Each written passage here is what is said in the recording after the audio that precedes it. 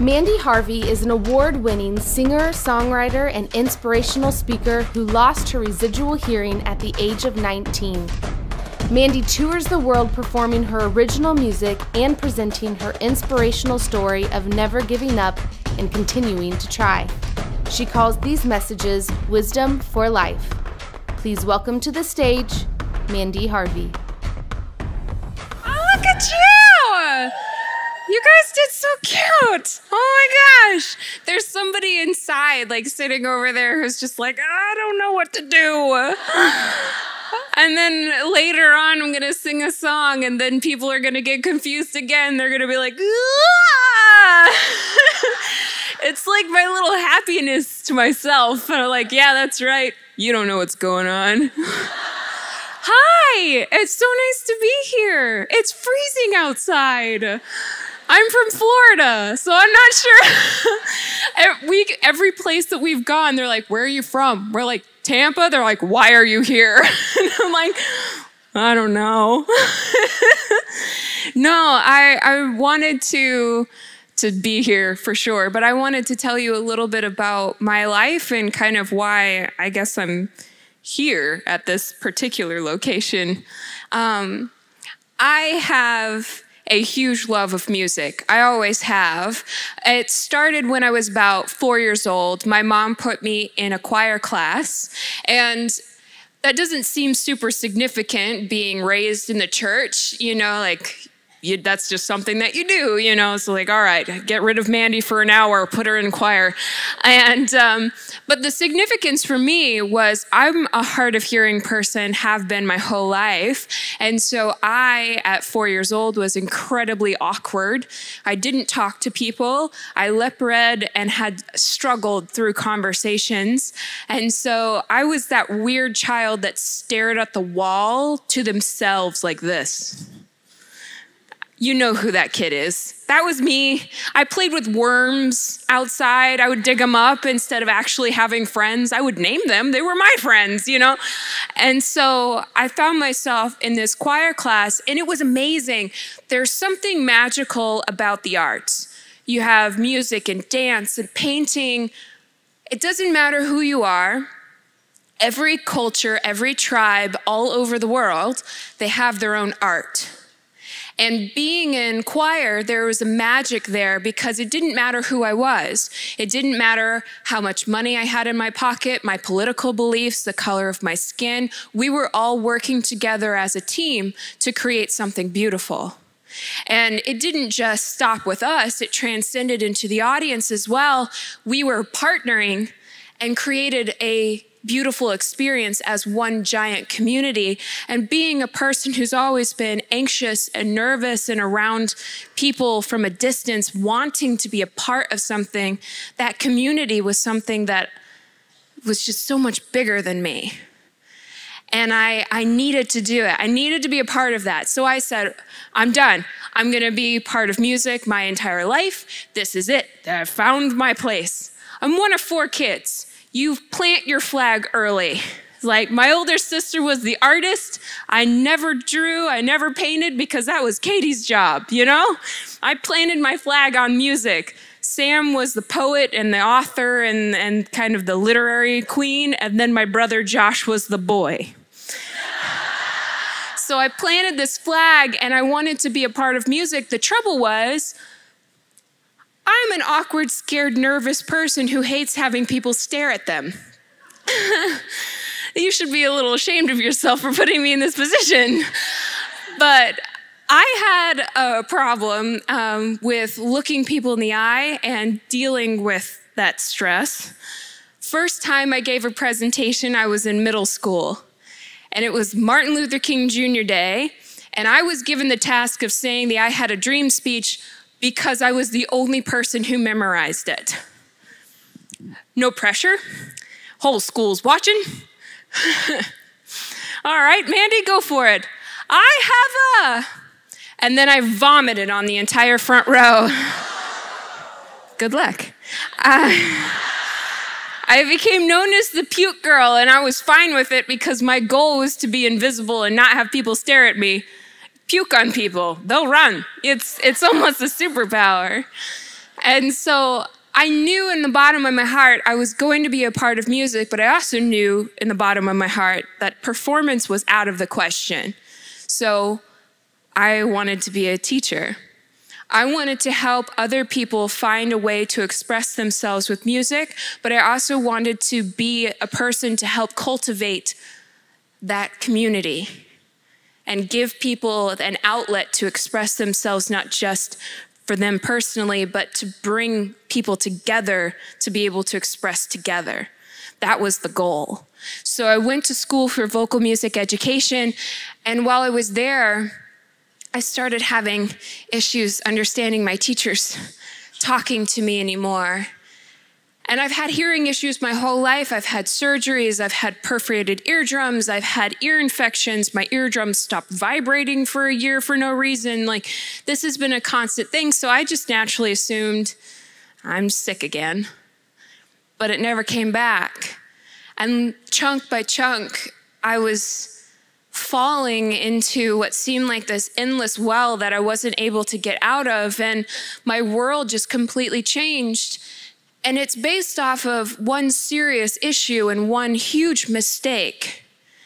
I had attached my entire identity with one dream the way that I thought it should go. And all of the signs pointed to this being the right thing to have a dream in, like, this is my guy, this is it. And then it didn't work out. And I started to question everything. I questioned my existence. I questioned my trust in God. I questioned, why would I have gifts and abilities to do something just to have them just disappear? Everything swirled out of control, and I found myself utterly lost. And I had to start over. Funny thing about dreams and about falling down and failure, I know that this is not going to sound super cheerful, but it actually gives me quite a comfort. It doesn't matter where you go, you're going to fail at something. You will hit a wall, you will smack into it, and you will bounce off. That is part of life. And I had these conversations with my dad. I said, Dad, why would God do this to me? Why would this happen? And we sat there because he was trying to be the dad, the when life gives you lemons, you make lemonade, and blah, blah. And he kept turning his head, so I couldn't lip read him. And I just stopped him. I said, Dad, I can't understand you anymore. And to be frankly honest, I don't remember what your voice sounds like. And it dawned on him that this was real. So we sat in silence and we started having some deep conversations about life and deep conversations about trusting God. And I just wanted to tell you what I think as a friend.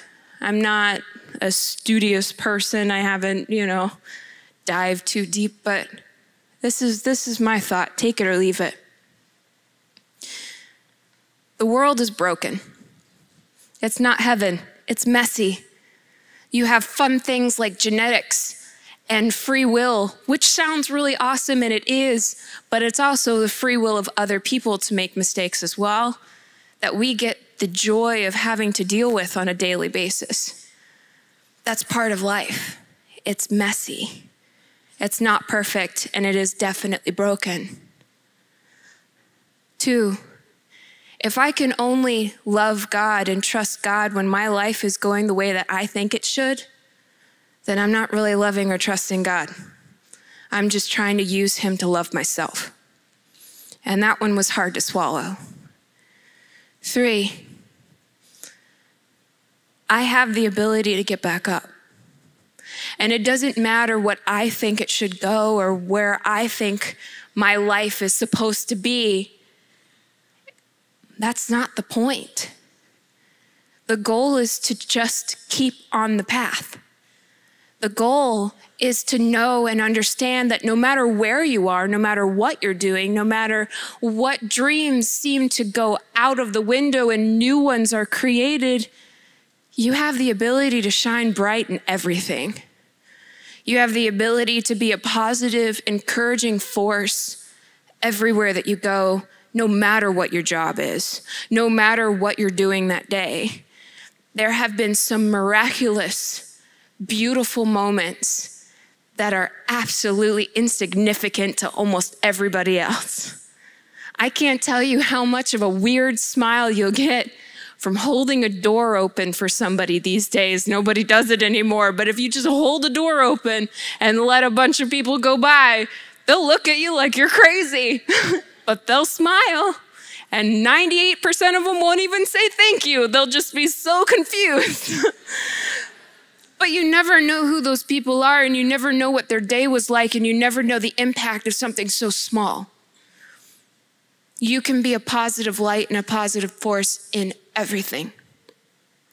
The other big lesson that I learned is that all of this mess is unnavigable by yourself. You can't do it. You just can't do it alone. You need to create a solid foundation of people to encourage you when you feel like giving up, to lend you hope when you don't have any left, to cheer you on even when you find them to be absolutely annoying because all you want to do is just wallow in your own sadness, and that's okay too. I know that everybody says that you're not allowed to be sad. You're allowed to mourn the life that you thought it was going to be. You're allowed to accept yourself and learn to appreciate yourself for who you were, but also who you are and who you will be in the future. Being sad is part of life. Living there for the rest of your life, that's a tough choice that I would not recommend for anybody. But being a person who's been swallowed completely by a well, the only way that I got out of that well is because people ripped me out of it. Tiny little baby steps at a time. And I have learned so much about myself through this experience, and I'm not done learning. This community is the thing that I was so obsessed with. It's the thing that I wanted to be a part of my life. And now I'm building community in my life. It has nothing to do with music, but it's just as powerful and it's just as strong. I've met incredible people who have lent me hope. I've met incredible people who have pushed me far outside of my comfort zone to live out dreams that I didn't even know I had the ability to do. And it's because I allowed them to be there. One of these amazing people, his name is Eric. And he's the first blind man to climb Mount Everest. There's been two. Wrap your brain around that one for a moment. I mean, it's cold outside, and I found myself struggling to go up the stairs. I was like, oh, it's a little higher up here than in Florida. He climbed Everest without being able to see where his feet were going, which I said means that he kind of cheated because he didn't get to see how high up he was to have that feeling of fear of heights. He robbed himself of that joy. But he's also done the top 7 summits. He's climbed the highest mountain on every continent. He's kayaked the Grand Canyon, and he started a nonprofit organization that encourages people with and without disabilities, different abilities, or barriers to overcome them. Incredible human being. And we're really good friends, and we encourage and we push each other, which I find to be bizarre because he's like way up there in my opinion, and I'm like this little bug over here. But he doesn't see it that way. He sees me as like way up there, and he's this little bug. It's weird, okay? But he introduced me to this concept about a rope team. Rope as in like the thing that you tie. That was for her, not for you. But, you know, 'cause some words sound the same. People ask me all the time, what was that team that you were talking about? R-O-P-E, rope. But here's the deal. When he's climbing a mountain, you're tethered to people. These are your teammates. When you win together. And when you fail together. And it's very important who you put on that team. It's very important the opinions and the voices that you keep in your heart and surround yourself with. There have been so many people who tell me on a daily basis that I shouldn't be doing what I'm doing, that I can't do it, that I should just stop. Those are not the people I put on my rope team. The people I put on my rope team give me things that I don't have of myself. People who are very good at business, and I'm not because I'm an artist and I'm like, hey, look, flowers. Focus, Mandy. But there's focus. You know, you gotta have those people on your team. But the point of it is that you're never alone. I was never alone to begin with. Just having faith changed my whole journey to knowing that I wasn't alone. But realizing that in this room and outside those doors, every single person is struggling with something. Every single person has smacked into a wall, and they're not entirely sure how they're going to get past it. And if they're not currently smacking into a wall, maybe tomorrow, you know, it's going to be there. We have an amazing opportunity and a responsibility to cheer them on and to send love and to smile and to have conferences like this not just be a group of people who got together and then we don't remember any of them the next day. It's an opportunity for us to say, hi, my name is Mandy. What's yours? And to start building a team so that when you smack into your wall, you're also surrounded by people. These amazing people in my life have changed me to the core. I moved back home after losing my hearing. I'm profoundly deaf in both ears, and I was told I was never going to be involved with music again. But I moved back home, started taking sign language classes. I started getting involved with the deaf community, and some crazy cool things happened. I realized that I'm not a broken, worthless piece of poop. I can order food for myself. I can drive still, and no, I don't read Braille. These are the questions I get asked on a daily basis. And if you are thinking about that question yourself, don't worry, you're not alone. But we're hyper-intelligent, thoughtful people just like everybody else. And being able to sign gave me an ability to communicate in a way that wasn't a barrier. It wasn't stressful. I was a part of the conversation. It was just like music. I was a part. The words were in black and white with choir. Here it's visual. I can see what's going on. I was a part. And then coming back to music was crazy. I didn't want to do it because I had been told that's off the table. And all of those negative voices, I started to believe them. There's like 90 billion of them, and they're all saying no. And you're like, all right, well, I guess it's a no. But my dad asked me to play guitar with him one afternoon. And I thought that was ridiculous, but he's my dad. And I said yes, because I love him, I guess. No, I love him a lot. But we've been playing guitar together my whole life. And so to him, he just wanted to bridge the gap of communication between us. And so he pulled up his guitar. I picked up mine. I didn't want to be there, so I was a little mad. Mad is a very polite word for the attitude that I was steaming off. But he started playing some chords. I was like, okay. I was watching his fingers, and I started playing chords, and then I started to notice I can feel the sound that I'm making on my fingertips. It's buzzing. How weird is that? I've never paid attention to that before, but now it's like blaringly obvious. And as I was strumming and as I was playing, I felt it vibrating and rumbling on my chest and rumbling all the way down my arm and digging into my finger as I was hitting every one of those strings. And I realized that the music didn't give up on me. I'm the one who gave up. That stinks. Everybody feels music first. It's a vibration that smacks into your body. It rumbles around in there, and a signal goes up into your brain and analyzes that as a dog bark. You know, you're like, all right. But music was still there. And so my dad pushed me further and he asked me to learn a song to sing, which was absolutely ridiculous. But here's what happened. I took some sheet music and I sat down with a tuner, a little visual tuner, kind of like one of these. You know, you turn them on and you play a note and it tells you what it is. Except this one I could sing into. So I would sing into this little tuner until I found C. And then I put my hand on my throat and I felt myself singing C. And that's all I wanted. I was content with that.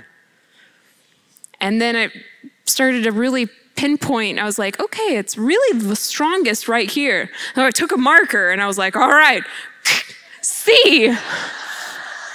In hindsight, don't use a Sharpie because that stuff doesn't wash out.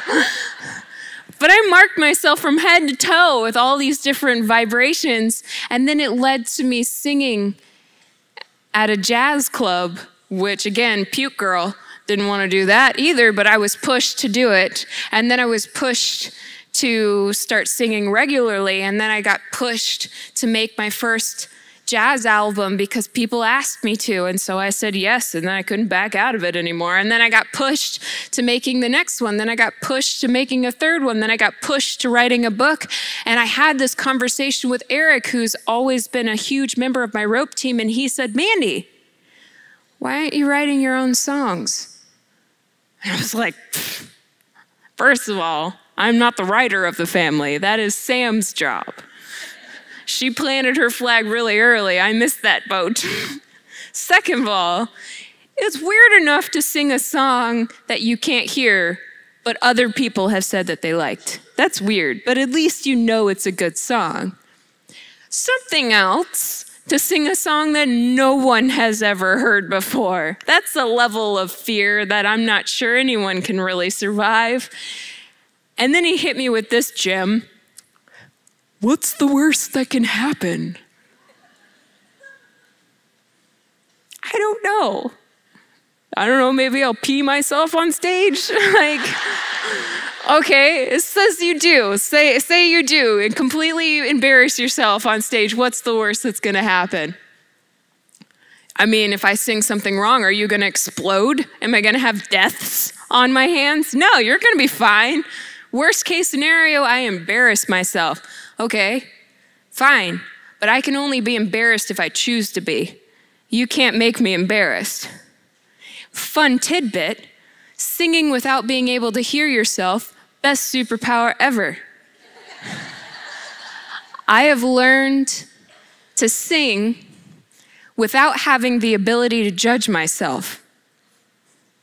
I can't pick myself apart, tell myself it's not good enough. I can't compare myself with anybody else, and I can't sound like anybody else because I don't know what any of them sound like anyway. If I want to sound like Ella Fitzgerald, who's singing like James Earl Jones, I can sound like that in my own mind. Bring it on. What's the worst that can happen? And we started thinking and talking about what's the worst that can happen. And I left that conversation motivated to write a song. And I wrote this one. It's the first song that I wrote about myself. It's an honest representation of where I was and who I am. I don't know who I am. That's the truth. Every day I change and I become somebody else. And I am just wanting to not let my life pass me by because I'm terrified all the time. So much so that I give up on attempting dreams. I don't want to be that person. If I would just get out of my own way and believe in myself for 5 seconds, I think that I would actually learn to smile again. That was the point of this song. I'm broken, but I don't want to be broken anymore. So I'm not going to be broken anymore. If I would just try.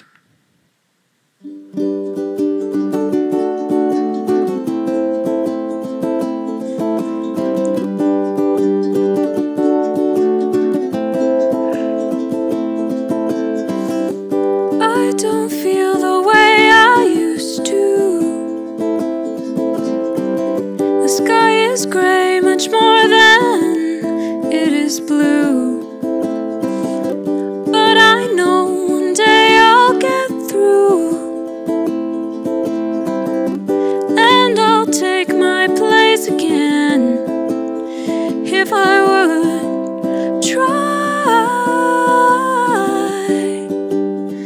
if I would try.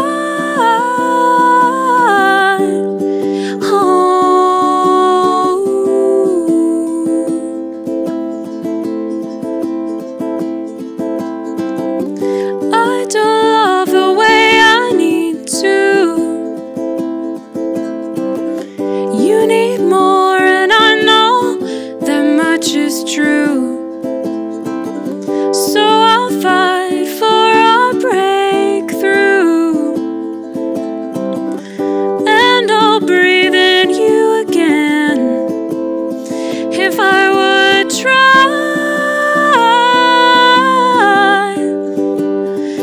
If I would try. Oh, there is no one for me to blame, 'cause I know the only thing in my way is me. I don't live the way I want to. That whole picture never came into view, but I'm tired of getting used to the day. So I will try. So I will try. If I would try.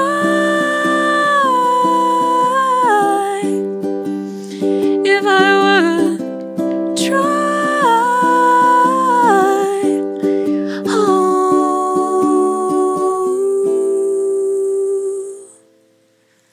Hallelujah! Some of you are like, yeah, I didn't hesitate. I didn't hesitate. She knows I didn't hesitate. You're just so good. You can clap if you want to. I mean, Shep can hear you. But no, so I've hyper-focused on what's the worst can happen. I've hyper-focused on the negative my entire life. What if my dream dies? Well, that happened. What's the worst that happened out of that? Well, I lost my entire identity. I don't know who I am anymore. Okay, are you still waking up in the morning? Yeah, well, that's something that a lot of people didn't do. Accomplished. Sweet. All right. I have never been happier in my life than I am now. I have never loved people more than I do now. I've never been more empathetic and more compassionate and more patient and just more me. Through that whole experience and not having any control, which I'm Southern, that is, don't take my control away from me, I'll cut you. You know? And just having it completely ripped out of my hands and not have any ability to control anything, that was probably the hardest part of the whole journey, was not having any control. It's like, if I had known, like, here's the step plan, this is gonna happen, it's gonna stink. But then this is gonna happen and this is gonna happen. This is the plan. I would have been fine. I would have been like, yeah, we'll get through it. No, that's not how life works. There's no plan. You just gotta wake up in the morning and do your best and take tiny steps forward towards a better tomorrow. That's it. And so I became a different person. I've hyper-focused on the negative. And all of these really cool experiences started to happen, but I was still hyper-focusing on the negative. I was pushed all the way to this weird place called live TV. America's Got Talent. Never seen the show before. Didn't know what it was, but I did know I was within vomiting distance of 4 very famous people. And I'm pretty sure that I would have gotten a golden buzzer had I nailed Simon right in the face, you know? I think people would have enjoyed that. There would have been somebody in the back, you know? But that's not what I wanted to do. I was given this opportunity to go and to audition. And I said to these people on my rope team, why would I do something like that? people who do reality television as their like dream, there's something wrong with them, you know, like that's scary stuff. And I said, well, Mandy, what do you want to do with your life? Ooh, I barely know what I want for breakfast. What do you want to do with your life? I actually had an answer for this. I want to encourage people. I want to show that it's okay to fail, to be an absolute ball of mush. You have the ability to get back up, reinvent yourself, and start over. I wanted to show a different side of what a disability, and I put that in serious quotes, looks like. We're all different. That's it. And the barriers that I face in my life are different than yours. So, bring it on. I wanted to show a different side, to say that it doesn't matter who you are. You have the opportunity to move forward and chase your dreams. And if I want to be a musician, I can be a musician. Deaf can. Period. That was it. That's what I wanted to do. And I wanted to do it with a smile on my face, knowing full well that I was probably going to go home and get buzzed off. To which they solidified in my heart, because right before I walked on stage to do a sound check, they tested all the red X's because they thought it would scare me less. They didn't want to do it for all the kids who actually knew what that was. They put the little deaf girl with a shaking stage and all the lights goes red. I thought there was a fire. And I was like, where do we run? Where do we go? They're like, calm her down. And then right before I walked on stage for realsies, in front of 5,000 people, puke girl, they tested them again. I don't know why. Well, it was the first day of filming, so they really wanted to make sure that they got me off the stage quickly and efficiently. And then they went to test the golden buzzer. It was broken. And Simon Cowell stood up on his chair and screamed, I don't care if this button doesn't work. It's the first day of filming. I'm not hitting it. It's not gonna happen. And then I walked out on stage and I was like, hi, I'm gonna sing a song called Try. We got him. But the point of it is I never took the time to say, what's the best that can happen? It's always, what's the worst? I always plan to brace for impact. But what's the best that can happen?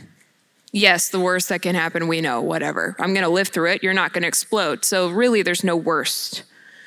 Best case. I push myself out of my comfort zone. I encourage one person to see a spark of hope. I start one conversation, even at my expense.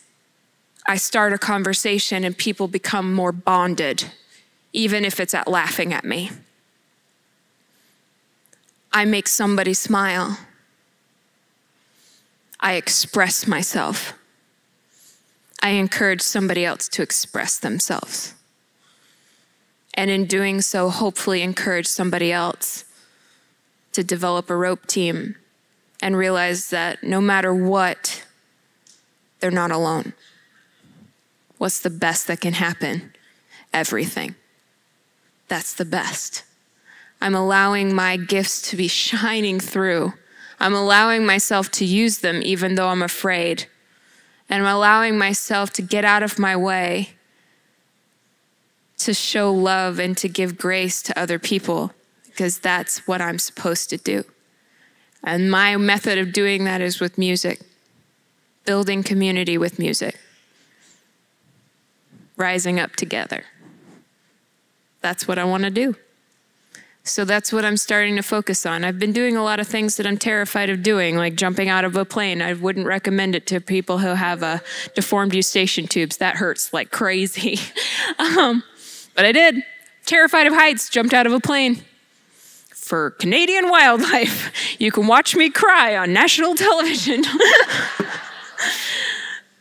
But I've put myself in some weird situations for that goal of what's the best that can happen, even if it's insignificant to somebody else. And I've been encouraged every day and I get to meet people every day, and I get to hug on people every day, and I get to cry with people every day, and I get to see and be a part of success just as much as failure every day. This next song is a song that was inspired by a person who had utterly failed. And that was the end of her story to her. She was a homeless woman. I met her in middle school when I was handing out socks. And I had the opportunity of either feeding people or handing out socks. I don't like talking to people, so I said socks, because if I was gonna vomit, at least I wasn't gonna ruin lunch. Yeah. And so I had my first pair of socks, and I locked eyes with this woman who was maybe, I don't know, 3 blocks away from me, which that's daunting. She locked eyes with me, and then she started running. She didn't look both ways crossing any streets. She ran right through the middle of them. She locked eyes and didn't let go, which is a great way of making a person feel calm and collected and safe. Then she came up to me and she grabbed my arm, which is also a polite way of saying, "Hi, how do you do?" She grabbed my arm and she said, "Nice to meet you. Are we flying or is it all in my head?" Socks. And then she told me her story. She just wanted somebody to stop for a moment and listen. She was a Russian ballerina who had sold everything that she had. She moved to America with the dream to dance. She first got to America. She was in an accident, shattered her ankles, and she couldn't dance anymore. And so that's where I met her.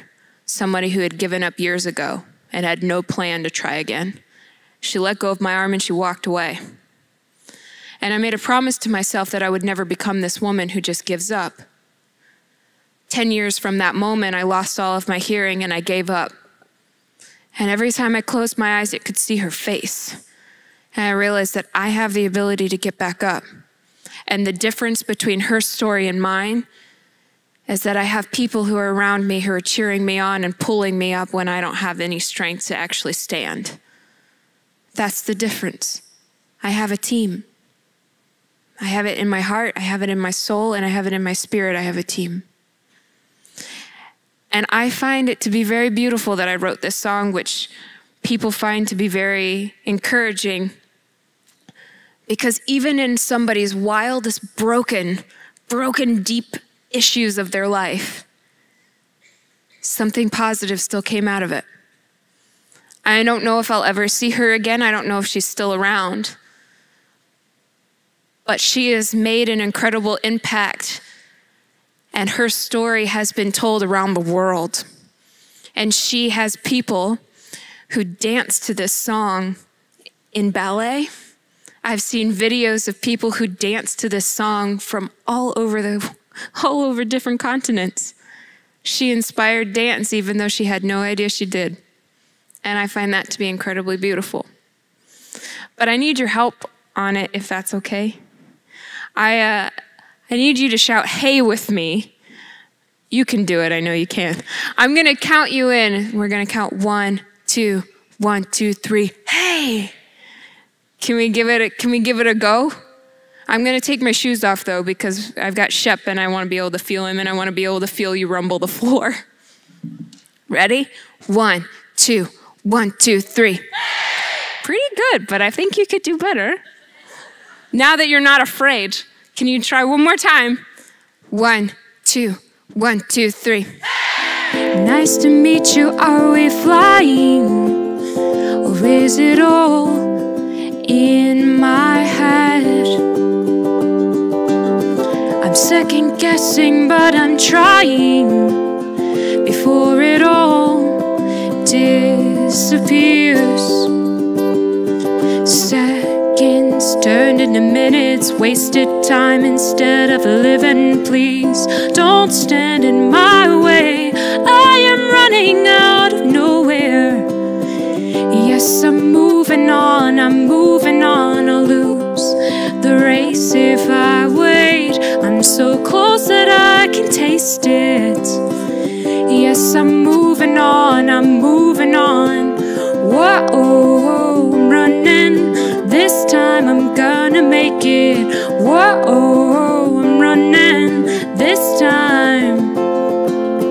The hardest part of all is knowing how to catch my breath. I'm scared to risk it all, take a chance, close my eyes and try again.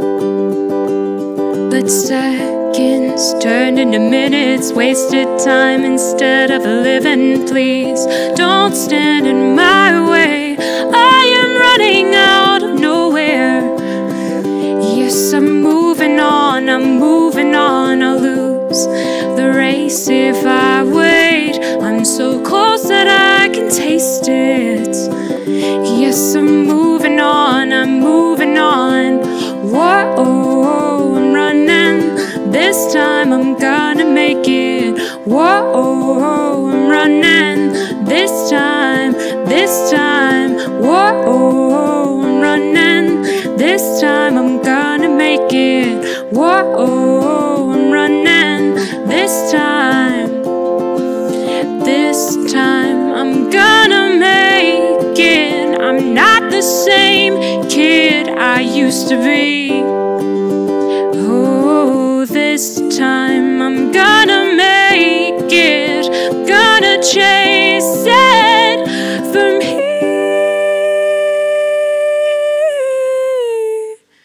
'Cause seconds turned into minutes, wasted time instead of living. Please don't stand in my way, I am running out of nowhere. 1, 2, 1, 2, 3. Ah, you did it! You didn't think you could, but you totally did. Yes, I'm moving on, I'm moving on. I'll lose the race if I wait. I'm so close that I can taste it. Yes, I'm moving on, I'm moving on. Whoa, I'm running this time, I'm gonna make it. Whoa, I'm running this time, this time. Whoa, I'm running this time, I'm gonna make it. Whoa, I'm running this time, this time. Yeah. Thank you.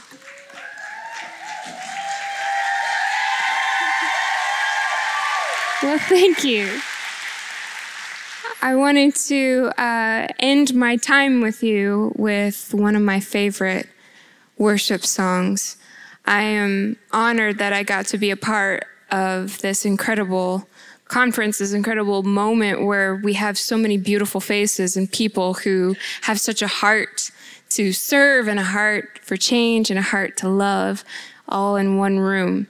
And I hope to the bottom of my heart that you spend a moment to meet a person that you don't know. Just shake their hand and say, I don't know who you are, but I'm cheering for you. You've got this. Give a hug or a smile or hold the door open for somebody. Because even though it seems silly and small and insignificant, it's yet another way to show God's love in something that can be so impactful even when you have no idea what that person's going through that day. I adore being here, so thank you. This is a song that it means a lot to me, and so I would be honored if you wanted to sing with me and join me in it. So if you want to, I can see you, so you don't have a choice. You do have a choice, but it's called Forever.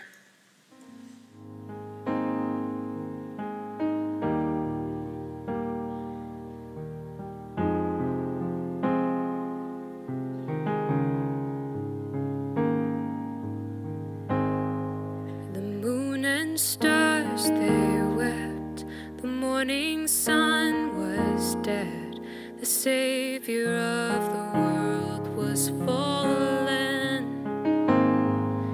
His body on the cross, his blood poured out for us, the weight of every curse upon him.